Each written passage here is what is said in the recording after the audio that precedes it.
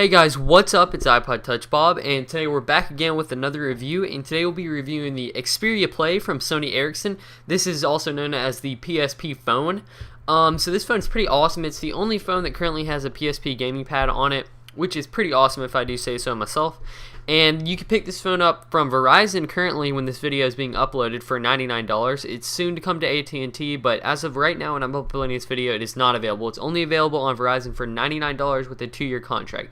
So if you want to check it out, I'll link you to Sony Ericsson. You're going to have to go to the Verizon website and the store to pick it up, but I'll link you to Sony Ericsson, and without further ado, let's go ahead and jump into the unboxing and review of this phone.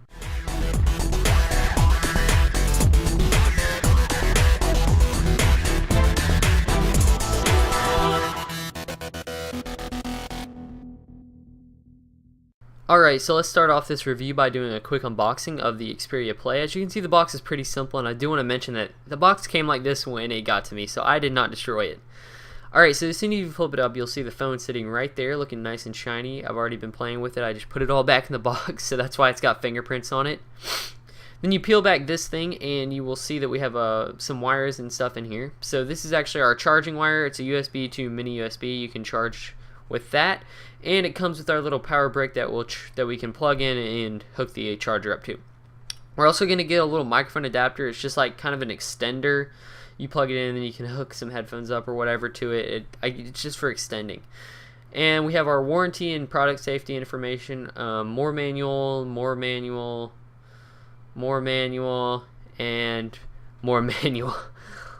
Alright, so taking a look at the front of the phone, you can see that on the very top we have our Sony Ericsson logo, as well as our camera, front-facing camera, and our proximity sensor. The front-facing camera is 1.3 megapixels. On the bottom we have our physical back, home, and menu and search buttons. I like the physical buttons more than the touch-sensitive ones, so that's always nice. We also have on the back our Xperia and Sony Ericsson logo, as well as our Verizon one. And we have our camera and our LED flash, as well as the rear-facing microphone.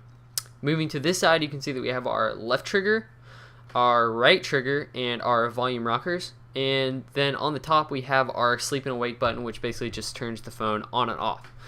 Alright, so let's talk about some specs of the phone. This phone actually features a nice big 4-inch capacitive touchscreen, which is all really great. It's multi-touch. The resolution on this is 854 by 480 pixels, so it's got a great display that shows everything vividly, and you'll be able to see it nicely, and it looks gorgeous. It looks a lot better than the iPhone 4 in my opinion. This is running the latest firmware of Android 2.2 currently, so that is great. It's running the latest Android, and as you can see, it has the capacitive touchscreen. You just scroll right through. It's great. So you can install all these apps. This is just some of the apps that I have installed right now. And also what I like about Android is you have the ability to add these widgets to your screen. So you can add these little things. I'm going to add a little Android guy that talks. So that's one of the features that I really like about Android, which all of them have, just not just the Xperia Play. So that's really cool.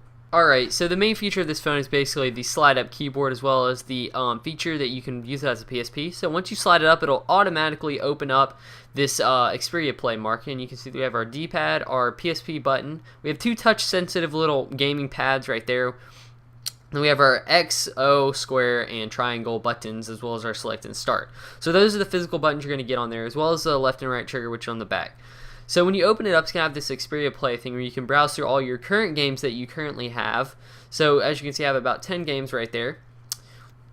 But then if you also click this other thing that says more games, you're going to get the feature where you can download other games. So you're not going to be able to download all these games from the Android market. You're going to need to download them from this Xperia Play app. So you can see that there is a good bit of games, but also on the other hand, there's not that many games compared to the iPhone and whatnot. So right now, I have to say that the PSP doesn't have enough games on there to make it where I would really consider this as a main feature. It needs a bit more games for me to consider as a real gaming device. So I'm going to check out some gameplay of Minecraft, which recently was released, the Pocket Edition. You can start the game. The games on this thing is really good. They all look very crystal clear. They all they're easy to play, and they all look really good. So I have to say the gameplay on this thing is really good. It's pretty much like a PSP. So if you like your PSP and you just want to like get rid of the PSP and get a phone that's a PSP, then this is like the perfect option, because this works out perfectly as a PSP. So as you see, I'm just placing some blocks down in Minecraft. the gameplay is really smooth. I'm running this on fancy graphics on here, and it's not lagging, whereas it lags on my computer. But it works good, and I have to say the gameplay is pretty awesome. But anyways, let's just go ahead and we'll cut to this racing game, which is Asphalt 6. That looks really awesome on this thing. The graphics are much better on here than on Minecraft, and there's a lot of good like voices and like sound effects in this game, and all of those sound perfect. So the speakers on the back are really nice and high quality.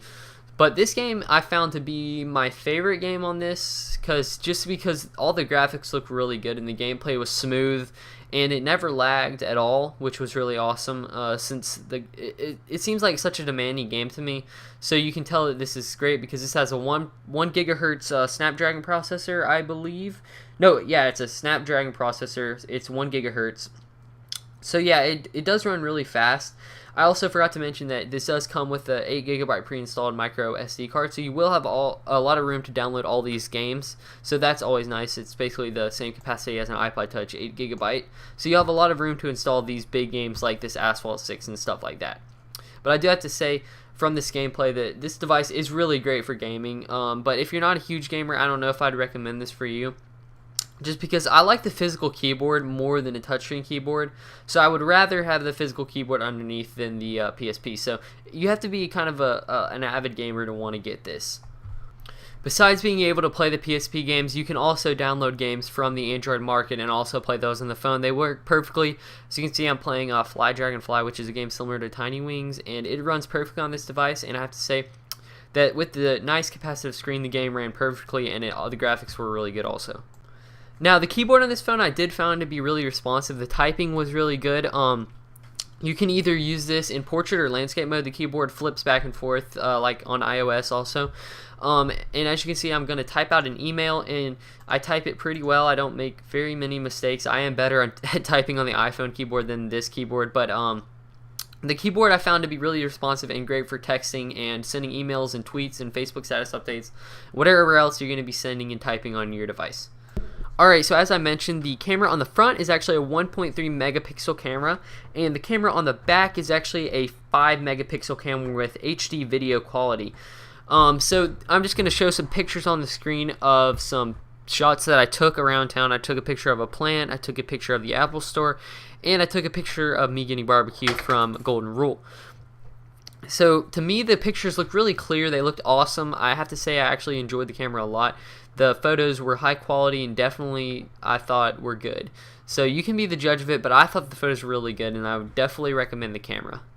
Alright, so overall I have to say that I had this phone for about 2 weeks. I used it the entire 2 weeks, and I am just now getting my review out. So I thoroughly used it so I could get a good idea of how it works and if it's a good product. And I have to say that I would definitely enjoyed it. The 4-inch touchscreen was way bigger than the iPhone 4 at least. I'm not sure about the iPhone 5, but it's bigger than the iPhone 4.